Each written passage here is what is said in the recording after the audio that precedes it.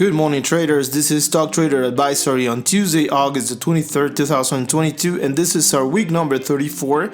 We're gonna go over the recap for past week. So stock prices did indeed retreat, which was to be expected. Profit taking by some investors is typical after stock rise quickly and significantly as they had the past few weeks. Also driving the selling was the reality of continued negative economic news. Inflation still high, housing starts down, home sales down, manufacturing down, retail sales flat, and now more companies announcing staffing freezes or layoffs due to the recession.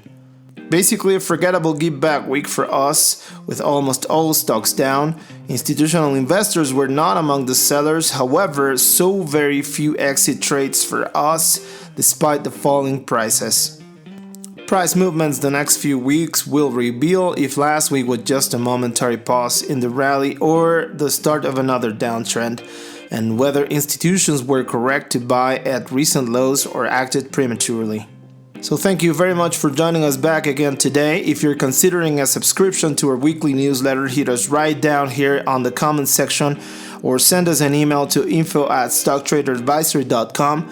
or head over to stocktraderadvisory.com to connect and get your first month for free.